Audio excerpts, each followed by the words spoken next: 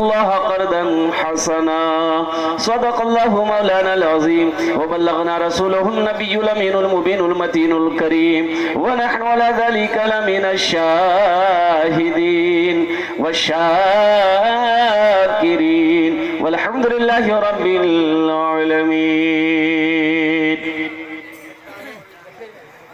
Stage থেকে বসে আসি আমার বিদ্বান উলামায়ে কিরাম, তারপরে শোরায়ে জাম, নকিবে হিন্দুস্তান, পিন্ডাল থেকে বসে আসে আমার দাদা ভাইরা, আমার ছেলে, পর্দাতে বসে আসেন আমার মা বোন, আমি সবাইকে সালাম করছি, আসসালামু আলাইকুম ওয়া রাহমাতুল্লাহি ওয়া বারাকাতুহু।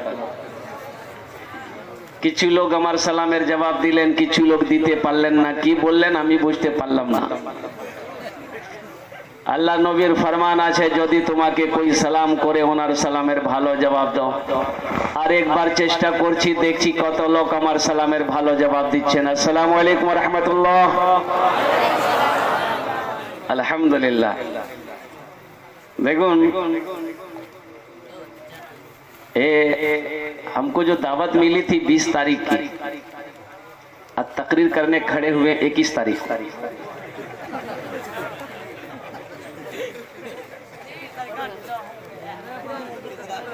अभी तक खाना नहीं खाया। मधेपुरा में जलसा था, उस जलसा करके अल्हम्दुलिल्लाह इस जलसे को अल्लाह ने हाजिर होने की सादत नसीब फरमाई। कुछ बच्चे लोग सो गए हैं, उनके कान में एक मर्तबा सुभान अल्लाह कह दीजिए।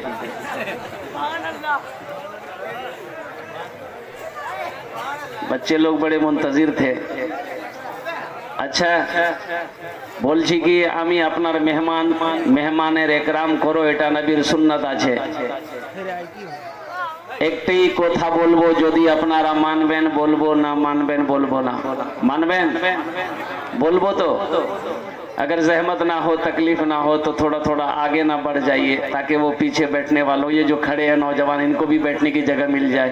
ये कब तक खड़े रहेंगे? थोड़ा थोड़ा हरकत कर जाइए, सिमट जाइए, ठंड का टाइम है। थोड़ा थोड़ा थोड़ा थोड़ा थोड़ा थोड़ा ध्यान रहे, किसी का हाथ किसी के जेब में ना जाए। বসে যান ভালো করে। माशाअल्लाह, वाह वाह वाह। बस जहाँ जगह मिल जाए बैठ जाइए। माशाअल्लाह। अल्लाह आपके बैठने को, अल्लाह आपके आने को, अल्लाह आपके सुनने को, अल्लाह मेरे बोलने को अपनी बारगाह में कबूल फरमा ले। बस मौजूद सामीन किराम, तेजी के साथ कुछ बातें हैं, कुछ पैगाम है, आप तक पहुंचाना है। दुआया कलिमात के चंद अशार है, कबूलियत की घड़ी है। अगर आपकी इजाजत हो तो मैं सुना दूं।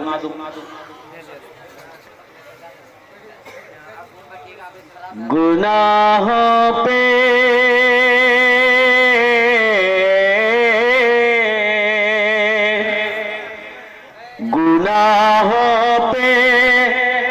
हो शर्मिंदा, इलाही दरगुजर कर दे। गुनाहों पे हूँ शर्मिंदा, इलाही दरगुजर कर दे। बड़ा मुजरिम हूँ मैं तेरा, इलाही दरगुजर कर दे। क्या बोलीजिए सुभान अल्लाह। अच्छा, कहाँ आमीन बोलना है, कहाँ सुभान अल्लाह बोलना है, इसको पते नहीं। अरे सर में दर्द है तो टेबलेट ना खाओगे कि गर्दने काट के फेंक दोगे? आमीन बोलिए। की बोलवा? बड़ा मुजरिम हूँ मैं तेरा, इलाही दरगुजर कर दे। खता कोई नहीं छोड़ी, कभी सिया नहीं छोड़ा। खता कोई नहीं छोड़ी, कभी सिया नहीं बड़ा बसब करता हूँ मैं तौबा इलाही दरगुजर कर दे। आमीन बोले दो। बड़ा मुजरिम हूँ मैं तेरा इलाही दरगुजर कर दे। खिलौना हाथ का अपने बना रखा है शैतान ने। खिलौना हाथ का अपने बना रखा है शैतान ने। बना ले अपना तू बंदा इलाही दरगुजर कर दे। बड़ा मुजरिम हूँ मैं तेरा इलाही दरगुजर कर दे। आमीन बोला था। अल्हम्दुलिल्लाह। कबूलियत की घड़ी है। उलमा फरमाते हैं कुर्बान जाओ कि जब रात का आखिरी हिस्सा गुजरता है और बंदा जब रब की बारगाह में दुआओं के लिए हाथ फैलाता है, बंदा जब रब की बारगाह में दुआ मांगता है, अल्लाह उसकी दुआ को रद्द नहीं करते बल्कि अपनी बारगाह में कबूल करते हैं। सारी रात गुजर गई अल्हम्दुलिल्लाह। रात तमाम उलमाए किराम के बयानात को आपने सुना है। अल्लाह सुनने ज्यादा अमल की तौफीक नसीब अता फरमाए। लेकिन रात 12 बजने के बाद बड़े मुकर्रिर फरमाते हैं कि रात 12 बजने के बाद तकरीर करना बस यूं समझ लीजिए कि मुर्गा से अंडा निकलवाना है ना। मुर्गा अंडा नहीं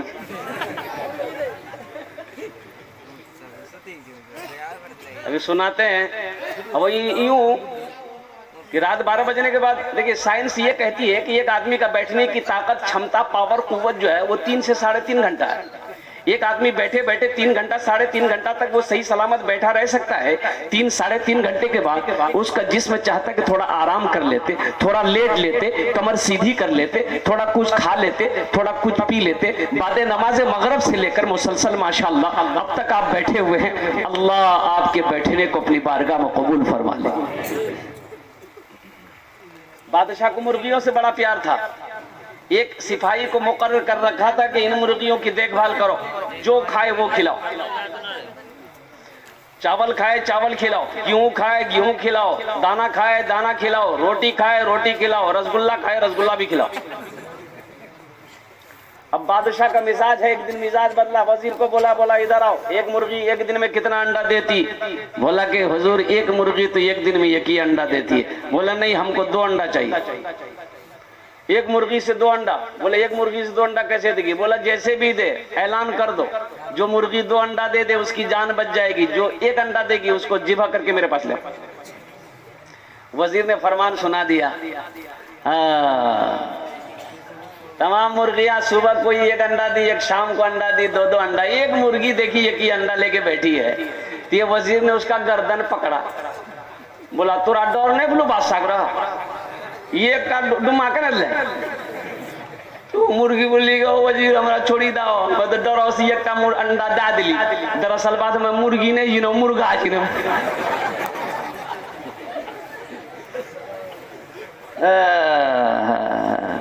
मेरे भाई एक वादा करो कि इंशाल्लाह जो तो लोग एखाने बसे आছেন माशाल्लाह अल्हम्दुलिल्लाह दुआ करे अपना घर जाबेन इंशाल्लाह। भाई दुआ करके घर जाएंगे इंशाल्लाह। कितने लोग तैयार हो इंशाल्लाह? हाथ उठाओ। हाँ।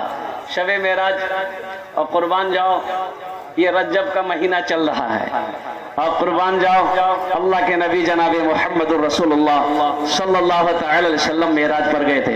देखिए गुफ्तगू तो यहाँ हमारे जितने उलमाए किराम अकाबिरीन उलमाए किराम तशरीफ लाए और उन लोगों की तकरीर के बाद फिर इस तालिब इल्म की, इस गुनहगार की तकरीर की कोई जरूरत नहीं है अल्हम्दुलिल्लाह। लेकिन आप बैठे हैं, वक्त मिला है तो बस कुछ आपकी समातों के हवाले कर दूं। एक बात याद रखना मेरे नौजवानों, अफसोस होता है, अफसोस इस बात का होता है कि आज मेरा बच्चे के हाथों में मोबाइल है, बच्चों के हाथ में मोबाइल है। छोटा सा बच्चा को मैंने देखा कि 10 साल का बच्चा है, उसके हाथ में एंड्रॉइड सेट। ओ सेठ है ये बड़का वाला टच मोबाइल, वो टच मोबाइल है। अब मैं देखा कि उस बच्चे है, वो बच्चा उसके अंदर में फिल्म देख रहा है। तो मैंने उनसे पूछा, मैंने बेटा कि ये मोबाइल किसने दिया? बोले मेरी माँ खरीद कर दी है। मैंने कहा बेटा तुमको तो ये मोबाइल नहीं चलाना चाहिए। क्या देख रहा? तो एक फिल्म का नाम लिया कि पठान देख रहे हैं। देखिए आज आलम यह है कि सिनेमा हॉल सारा फुल है इस फिल्म की रिलीज होने पर। आखिर इसकी वजह क्या है? क्या सिनेमा हॉल फुल हो गया है सिर्फ इस फिल्म की वजह से लोग टूट पड़े देखने को? इसकी वजह क्या है? तो पता ये चला कि इस फिल्म की मुखालिफत हुई थी, इसलिए लोग देखना चाहते हैं। अरे मुखालिफत तो नमाज पर भी हुई थी, मस्जिदें खाली क्यों है? मुखालिफत तो टोपी पर भी हुई थी, तुम्हारे सर पे टोपी क्यों नहीं है? मुखालिफत तो कुरान पे भी किया गया था, लेकिन कुरान की तिलावत तुम करते क्यों? करते कहाँ? लेकिन मैं क्या कहूंगा, अफसोस होता है हम अपने बच्चों को क्या समझाएं, कहां से बात शुरू करें, कहां खत्म करें। अभी तो हमारे हालात ये हैं कि हम जलसा इस्लाह मुआशरा तो करते हैं, लेकिन अभी मुफ्ती साहब कह रहे थे ना कि भाई जलसा तो हम सुनते हैं लेकिन अमल नहीं है। अमल नहीं है। दादा पोता नदी पार करके जलसा सुनने आता था। अब वो जलसा सुनने आया सुना तो हजरत तकरीर कर रहे थे कि सितरे औरत जो है ये घुटने से ऊपर कपड़ा उठाना मर्द के लिए भी हराम है, ये भी पर्दे में शामिल है मर्द के लिए। जलसा खत्म हो गया, दुआ हो गई, दादा पोता फिर नदी पार करना है। अब वो नाव है नहीं, पैदल पार करना है, खारी पार करना है, की बोलिएगा खारी, हाँ पैदल पार करना है। तो देखा क्या कि दादा आगे आगे है, पीछे पोता है। जब नदी पार कर लिया तो दादे की नजर पड़ी पोते की लुंगी पर, लुंगी भीग गई थी। बोले कने भीगे ले लूंगी? बोले सुन नहीं मौलवी साहब तकरीर करी है, घुटना से कपड़ा उठाना मर्द के लिए हराम थी। बोले वो ते मौलवी चक्रम पड़ी गिला।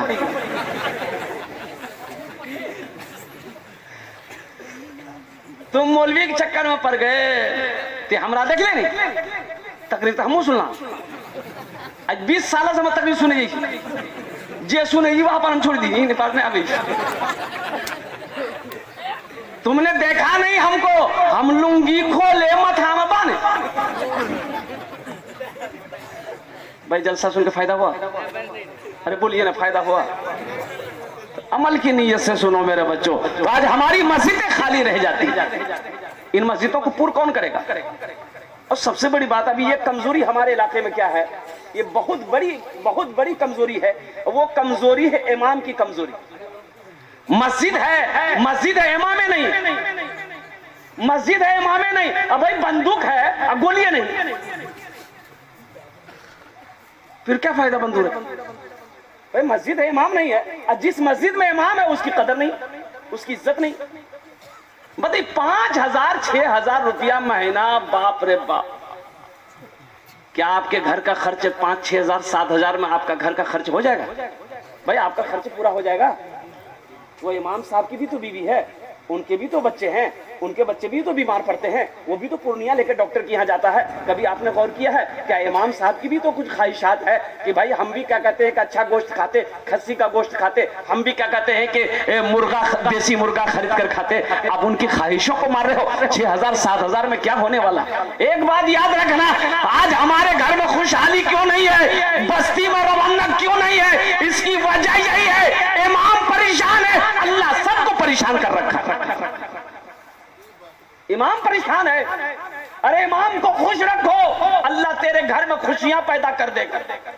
वो इमाम जिसके पीछे आप 5 वक्त की नमाज पढ़ते हैं, जुमे की नमाज पढ़ते हैं, उस इमाम को आप ऐसे तड़पा रहे हैं 5,000, 6,000, 7,000 रुपए में। आपने क्या समझ लिया? और फिर भी ऊपर से बाप रे बाप, हे ते कहां जला 1 मिनट भी चला देखे ना चाहो सलाम।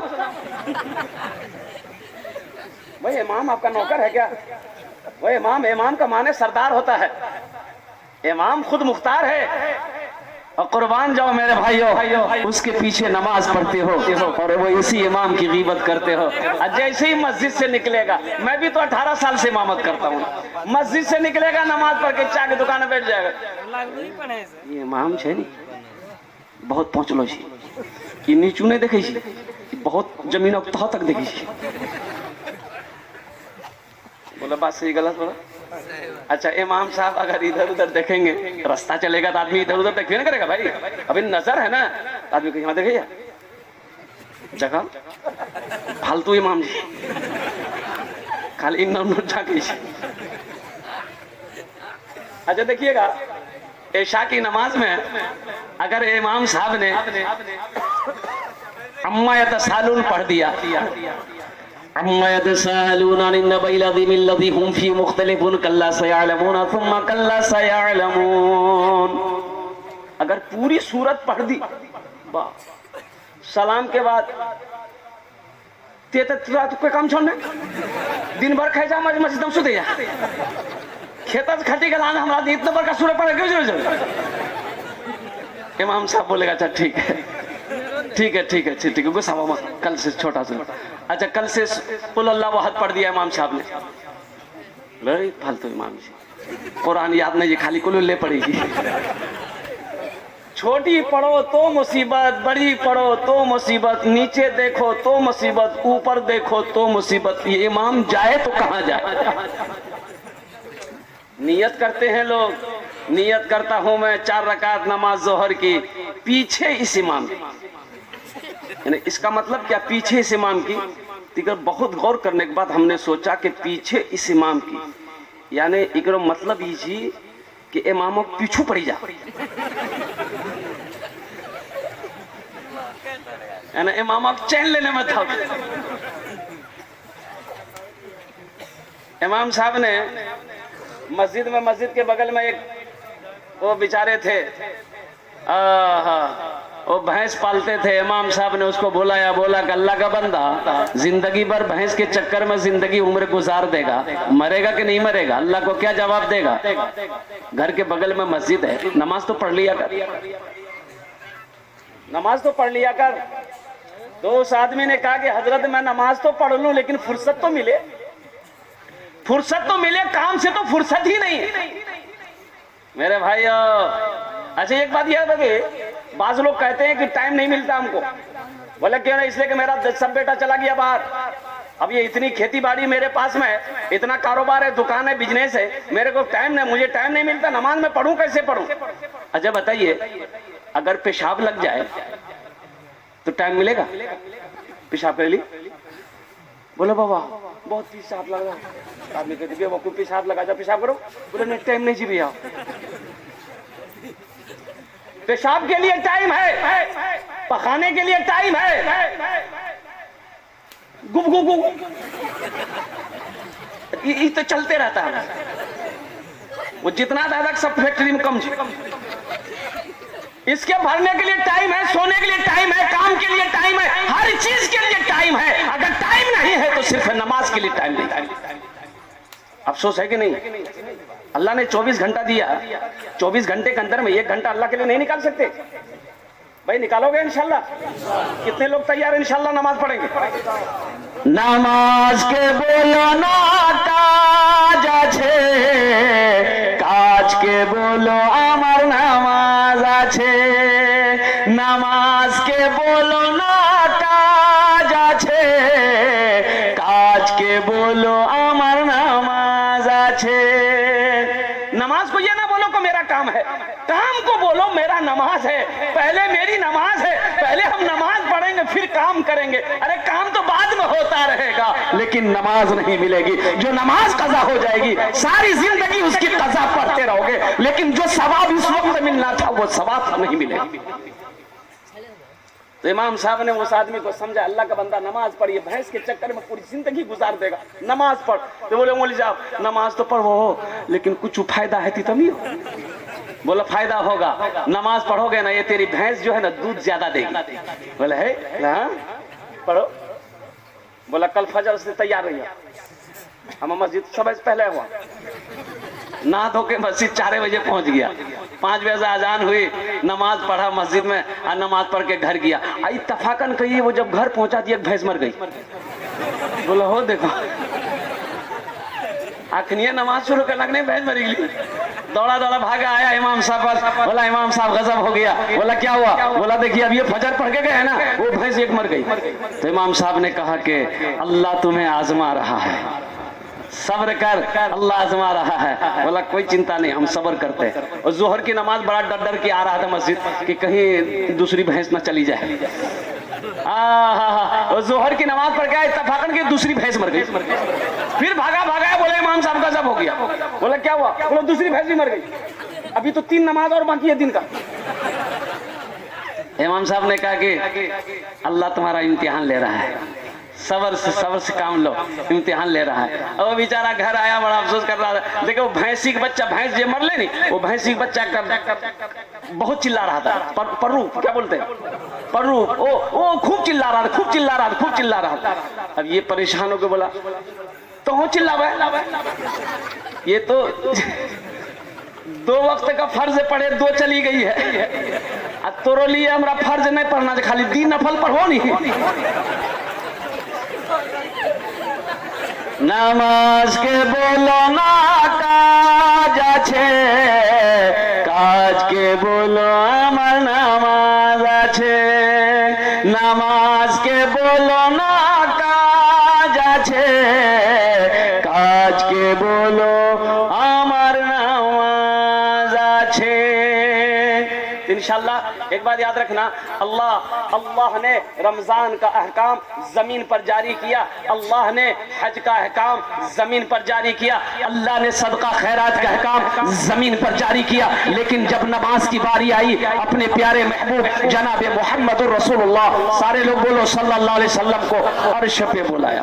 कहाँ बुलाया? सारी बातें हो गई। और मेरे बच्चों सुनो, ये जो आसमान है ना, जमीन से लेकर पहले आसमान तक जितनी दूरी है, ओ दूसरे पहले आसमान से दूसरे आसमान तक की भी उतनी दूरी है। कहता आसमान है, बोलो कहता आसमान है, 7 आसमान है। और 7वें आसमान के बाद सिदरतुल मुंतहा है। ओह, सिदरतुल मुंतहा के बाद अल्लाह का अर्श है। सुभान अल्लाह, बोले दो।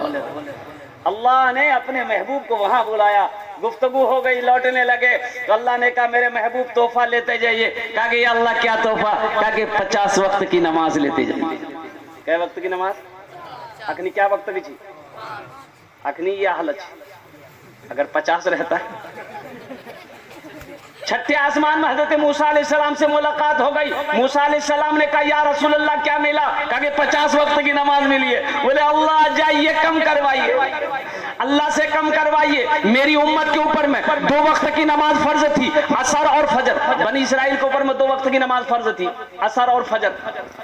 फिर भी मेरी उम्मत नहीं पढ़ पाती थी, ये 50 वक्त की नमाज है, कम करवाइए। अल्लाह के रसूल गए, या अल्लाह कुछ नमाजें कम हो जाती। अच्छा मेरे महबूब 5 वक्त की नमाज कम कर दिया। लौटे, कितनी रह गई? 45 रह गई ना। मूसा अलैहिस्सलाम ने कहा कि या रसूल अल्लाह कितनी कम हुई? बोले 5। बोला फिर जाइए। और फिर गए अल्लाह के रसूल सल्लल्लाहु अलैहि वसल्लम, अल्लाह ने फिर 5 कम कर दी। वे कितनी रह गई?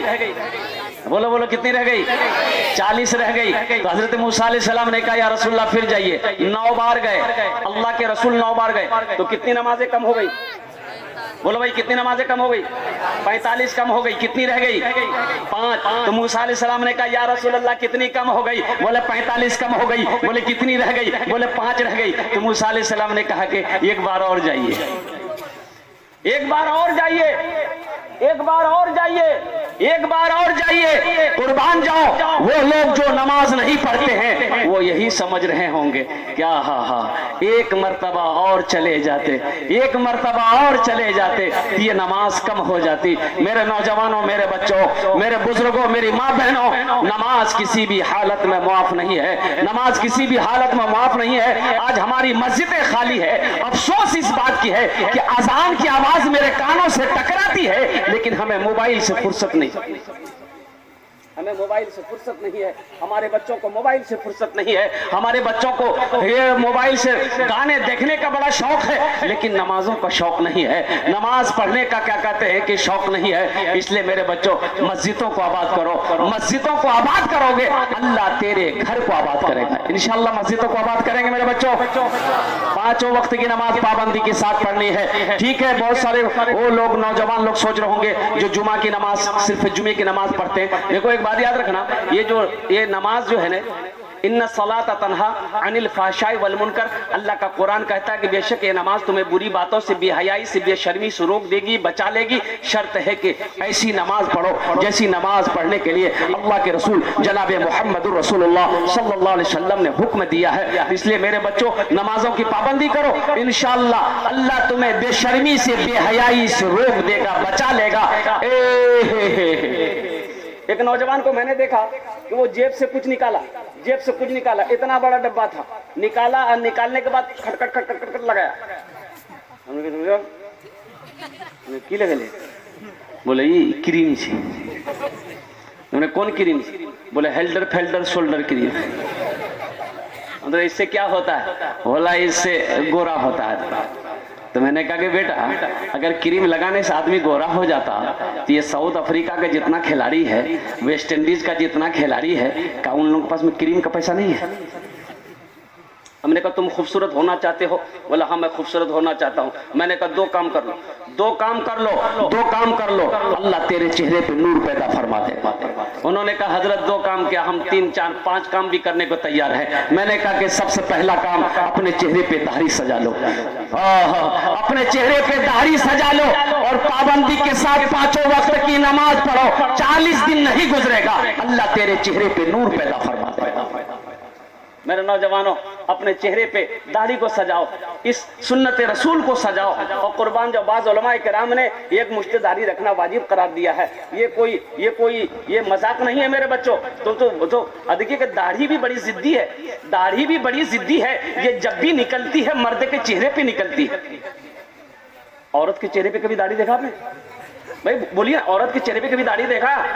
लेकिन ये बुधवा को देखिए, दाढ़ी निकलती है, चलाया था लोहा गया, बोला जल्दी काट।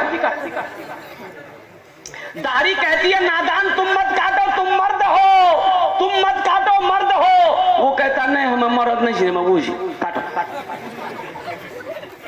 दाढ़ी रखोगे इंशाल्लाह? भाई रखोगे इंशाल्लाह? जो नहीं रखे हो रखोगे इंशाल्लाह? वाह, अल्लाह हमारे बच्चों को सीरत मुस्तफ़ा सल्लल्लाहु अलैहि वसल्लम के मुताबिक में जिंदगी गुजारने की तौफीक अता फरमा दे। आमीन बोले अल्हम्दुलिल्लाह। मौजूद सामीन किराम, बस पैगाम जाते ये नमाज की तरफ से एक पैगाम था, मैंने आप तक पहुंचा दिया है। ये मदरसे का जलसा है और कई बच्चों के दस्तार बंदी हुए जो आपने अपनी नजरों से देखा है इस मंजर को। अब कुर्बान जाइए, मैं सलाम करता हूँ उन बच्चों के माँ बाप को कि जिनका बेटा आज हाफिज कुरान हुआ है। और कुर्बान जाइए, आज उसके बेटे के सर पे पगड़ी बांधी गई है, हशर के मैदान में अल्लाह उसके बाप के सर पे नूरानी ताज सजाएगा। आज उसके बेटे के सर पे पगड़ी बांधी गई, ये जो बच्चा है इसके सर पे पगड़ी बांधी गई, अल्लाह हशर के मैदान में इसके बाप को ताज पहनाएगा और उस ताज के अंदर में कितनी रोशनी होगी। हजरत मुआज बिन जबल रदी अल्लाह तआला अन्हु रिवायत फरमाते हैं कि अल्लाह के रसूल ने इरशाद फरमाया कि मुआज जानते हो उस ताज के अंदर कितनी रोशनी होगी कि सूरज की रोशनी उसके सामने फीकी पड़ जाएगी। मेरे भाइयों, अपने बच्चों को कुरान पढ़ाई, अपने बच्चों को कुरान पढ़ाओ, अपने बच्चों को कुरान पढ़ाओ। मौलाना वली रहमतुल्लाह अलैह खान का मुंगेर उड़ीसा के जलसे में थे, 1 लाख का मजमा था। आपने ऐलान किया था, ऐलान फरमाया था, बातों में कहा था, ए उड़ीसा के गैर मुसलमानों, हर घर में कम से कम एक हाफिज कुरान होना चाहिए, हर घर में कम से कम एक आलिम दीन होना चाहिए, इसलिए कि जन्नत में कोई ना कोई ले जाने वाला होना तो चाहिए। भाई जन्नत में ले जाने वाला कोई ना कोई तो होना चाहिए था ना। अल्लाह हाफिज कुरान तो कहेगा कुरान पढ़ता जा, जन्नत के दर्जों में चढ़ता जा। हाफिज कुरान के बाप को अल्लाह जन्नत में डायरेक्ट दाखिल करे। इंशाल्लाह अपने बच्चों को कुरान पढ़ाएंगे। देखिए, हम ये नहीं कहते अब अंग्रेजी मत पढ़ाइए, अंग्रेजी भी पढ़ाइए, अपने बच्चे को अंग्रेजी भी पढ़ाइए, संस्कृत भी पढ़ाइए, जोग्राफी भी पढ़ाइए, मराठा भी पढ़ाइए। मेरा बच्चा बांग्ला भी पढ़ेगा, पंजाबी भी पढ़ेगा, हिंदी भी पढ़ेगा, मेरा बच्चा दुनिया का हर भाषा पढ़ेगा। लेकिन मैं चाहता हूं कि मेरा बच्चा दुनिया का हर भाषा पढ़ने से पहले, हर किताब से पढ़ने से पहले अल्लाह का कुरान पढ़े। अभी तो आलम यह है कि लोग परेशान है अपने बच्चे को कॉन्वेंट में डालने के लिए। Purnia Kishanganj Christian medium English medium school, Christian medium English school में पढ़ाने के लिए, जहां पर बच्चों को खड़े होकर पेशाब करने का तरीका सिखाया जाता है, जहां बच्चों को सलाम नहीं सिखाया जाता है, good morning, good afternoon, good evening, good night सिखाया जाता है। बच्चा खुश है। बच्चा हॉस्टल से आया, माँ को बोला, माँ मियाँ गुड मॉर्निंग। मैं कुछ डाली के अब नाक बाप दौड़ो, यहाँ तक हमारे मुन्ना अंग्रेजी बोली। अब बाप भी खुश हो गया। बाप बोला, बेटा यहाँ की बोला, बोला तो बेटा बोला कि बाबा गुड आफ्टरनून। बोले बोले मेरे लाल दिन नाम रोशन कर दिए। खिलाफ नहीं। अब गौर करने का मकाम है, ये जो मदरसा है अल्हम्दुलिल्लाह, ये अल्लाह के रसूल का घर है, मस्जिद अल्लाह का घर है। ए बेटा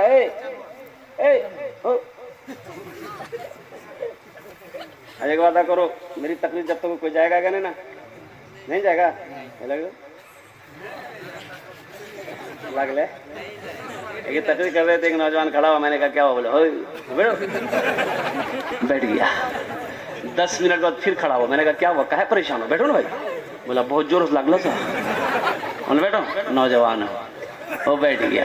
कुछ देर के बाद मेरी तकरीर खत्म हो गई, तो देखा बैठा हुआ था, तो मैंने इशारा किया, बेटा जो, बोली नहीं जी वो, तो मैं कहली करें जी, बोले की करेल जी, वो जे करेल जाए चलानी है भाग ले जा, जाने की जरूरत नहीं है।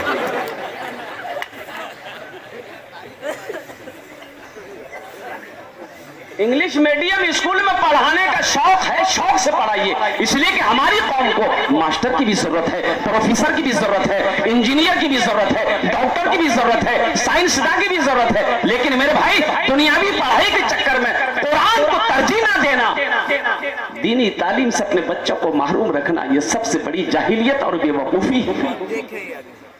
मेरा बच्चा सब पढ़ेगा, अब डॉक्टर बनाइए ना, पहले बच्चा को कुरान पढ़ा दिए, बच्चे को कुरान पढ़ा दिए, इतना पढ़ा दिए कि वो मसालों मसाइल को समझ सके, जान सके, हलाल क्या है, हराम क्या है, माँ बाप का मकाम क्या है।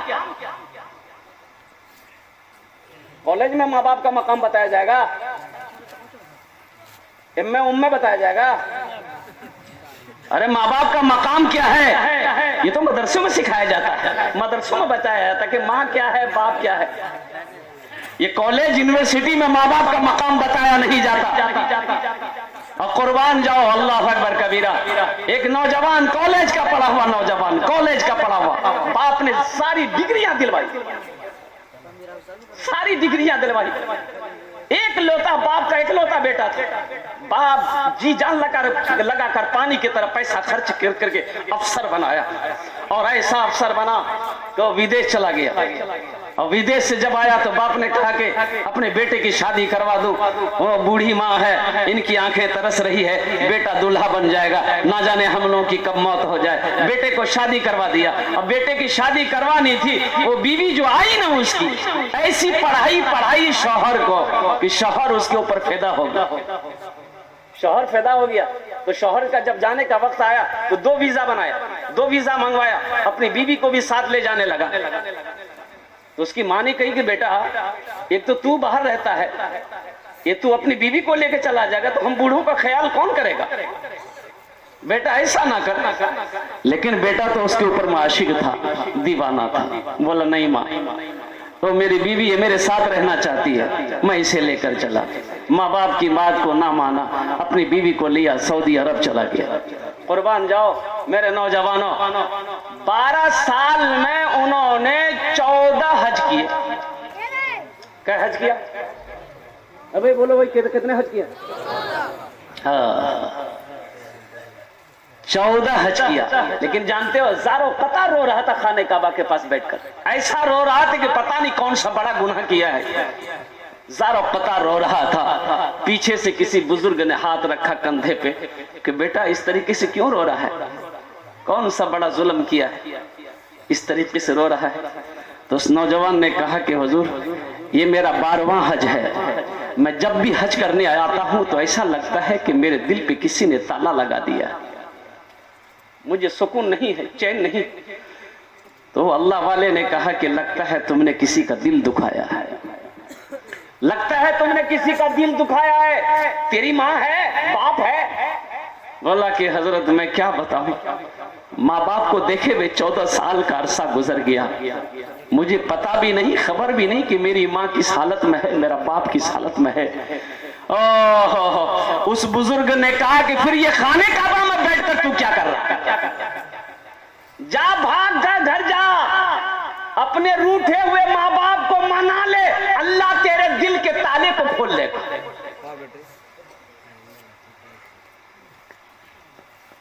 पीते पीते दूध कभी चल में जब छुप जाते थे, खुद ठंडक में माँ सोती, गोदी में हम सो जाते थे, गोदी में हम सो जाते थे। पीते पीते, अभी ना बड़े हुए हो मेरे बच्चों, तुम अभी ना बड़ा हुए हो। उस पल को तुम याद करो जब हम छोटे थे, अपनी माँ के गोद में थे, माँ के गोद में पखाना पेशाब कर देते थे। मेरी माँ को घिन नहीं आती थी, अपने हाथों से साफ करती थी। आज मेरी माँ कहीं थूक दे, मेरा बाप कहीं थूक दे, हमें घिन आती है, हमें घिन महसूस होती है। बाप खांसी कर दे, हमें घिन महसूस होती है। उस वक्त तो हमारे माँ बाप ने घिन महसूस नहीं किया, हमारी नापाकियों को, हमारी गंदगियों को अपने हाथों से साफ किया। पीते पीते दूध कभी चल में जब छुप जाते थे, खुद ठंडक में माँ सोती, गोदी में हम सो जाते थे, गोदी में हम सो जाते थे। माँ बोली मन भावन मेरा बेटा रूप समान है, जो माँ की ममता ना समझे वो कितना नादान है, वो कितना नादान है। बहुत सारे भाई होंगे जिनकी माँ नहीं है, इस नाचिस की भी माँ नहीं रही इस दुनिया में, और मत पूछो जब माँ की याद आती है तो क्या कैफियत होती है। मत पूछो रातों को मैं भी कैसे कैसे सोता हूँ, मत पूछो रातों को मैं भी कैसे कैसे सोता हूँ, जब जब माँ की याद सताए चुपके रोता हो, चुपके रोता हो। है दर माँ के चरणों में तन मन धन कुर्बान है जिनके सर पे माँ की ममता, जग में बड़ा इंसान है, जग में बड़ा इंसान है। जो माँ की ममता ना समझे वो कितना नादान है, वो कितना नादान है। अल्लाह वाले ने कहा उठ, यहाँ करता क्या है, जा घर जा, अपने रूठे हुए माँ बाप को मना ले, अल्लाह तेरे दिल के ताले को खोल देगा। ये नौजवान टिकट बनाया, ओ हिंदुस्तान आया, ओ जहां पर गांव उसका जो बस्ती थी ना, जो गांव था, वो 14 साल का अरसा गुजर गया था। वो जब उस गांव के करीब पहुंचा, देखा कि बिल्डिंग ही बिल्डिंग है, उसका घर किस जगह था उसको पता ही नहीं। एक बूढ़े मियाँ गांव से बाहर घास काट रहे थे बैठकर, ये नौजवान गया, सलाम किया, बूढ़े मियाँ से पूछा कि चचा, अपना बाप का नाम लिया कि अब्दुल्ला साहब का घर कौन किस जगह है। तो बूढ़े मियाँ ने नीचे से लेकर ऊपर तक देखा, बोला कि बेटा अब्दुल्ला मियाँ, अरे वो तो इंतकाल कर गए बेचारे, वो अब इस दुनिया में नहीं रहे। उसका एक ही बेटा था, बड़ी मेहनत से बेटे को पढ़ाया लिखाया बड़ा किया था। बेटा ऐसा गया कि माँ बाप को भूल गया, वो बेटे के गम में बेचारे रोते रोते रोते इस दुनिया से चले गए। 6 साल हो गया, वो बेचारे का इंतकाल हो गया। ये लड़का ज़ारो कतार रोने लगा, तो उस बूढ़े मियाँ से फिर पूछा लड़का ने कि उसकी बीवी का क्या हुआ। बोला उसकी बीवी बेचारी जब शौहर इंतकाल कर गया तो दूसरे के घर में काम काज करके रोटी रोजी पूरा करती थी। अब तो पता चला कि फालिज मार दिया है, बिस्तर पे पड़ी रहती है, जिसको होता है खाना देता है, जिसको होता नहीं। पता चला उसकी आंखों की रोशनी खत्म हो गई। बस ये की दुआ करती रहती है कि या अल्लाह उस वक्त तक मेरी मौत ना हो जब तक मैं अपने बेटे को अपनी आंखों से ना देखूं। ना जाने कौन कम वक्त वो लड़का है जो अपने माँ बाप को भूला बैठा है। ये लड़का वहां से ज़ारो कतार रोते हुए अपने आंगन में गया, देखा कि उधर वो बूढ़ी माँ चारपाई पे लेटी है, जाके खड़ा हुआ रो रहा है, हिचकियां बंद के रो रहा है। तो सोच रहा है कि पता नहीं माँ मुझे माफ करेगी कि नहीं करेगी, माँ मुझे माफ करेगी कि नहीं करेगी। तो कदमों की आहट से माँ के कानों में आवाज गई तो माँ पूछती है मेरे आंगन में कौन है, कौन है? बेटा कांपते हुए कहता कि माँ तेरा गुनहगार बेटा। तो माँ कहती है कि बेटा दूर खड़ा क्यों है, जरा मेरे करीब आ जा, आंख तो नहीं है मैं तुझे देख सकूं, मेरे सीने से लग जाता कि मेरे कलेजे को ठंडक मिल जाए। ये होती है माँ। अल्लाह के नबी सल्लल्लाहु अलैहि वसल्लम ने इरशाद फरमाया काश मेरी माँ आमिना जिंदा होती, मैं इशा की नमाज पढ़ रहा होता, सूरह फातिहा तिलावत कर रहा होता, मेरी माँ आमिना अगर आवाज देती बेटा मोहम्मद, तो मैं नमाज तोड़कर माँ की बारगाह में हाजिर हो जाता कि माँ तेरा बेटा मोहम्मद खड़ा खड़ा। तुम क्या समझोगे? सूरह बनी इस्राइल की तिलावत करो। वक़दा रब्बुका अल्ला ताबुदू इल्ला इय्याहु व बिल वालिदैनि इहसाना इम्मा यबलुगन्ना इंदकल किबरा अहदुहुमा औ किलाहुमा फला तकुल लहुमा उफ़्फिन वला तनहरहुमा व कुल लहुमा कौलन करीमा वख़्फ़िज़ लहुमा जनाह ज़ुल्लि मिनर रहमति व क़ुल रब्बिरहमहुमा कमा रब्बयानी सग़ीरा। कुरान पढ़ो मेरे बच्चों, कुरान पढ़ो तो सही। अल्लाह का क्या अहकाम है, अल्लाह ने क्या क्या फरमान जारी किए हैं, ये पढ़ोगे नहीं तो समझोगे कैसे? यही तो मैं कहना चाहता हूँ कि अपने बच्चों को मदरसे में पढ़ाओ ताकि बच्चे के अंदर में ये अखलाक पैदा हो, वो ये समझे जाने कि माँ बाप का मकाम क्या है। ये तो कुरान से पता चलेगा, हदीस मुस्तफा से पता चलेगा कि माँ बाप का मकाम क्या है। माँ के कदमों के नीचे जन्नत है। ये यूनिवर्सिटी में नहीं पढ़ाया जाता, ये मदरसों में पढ़ाया जाता है। हदीस मुस्तफा वहां बताई जाती है।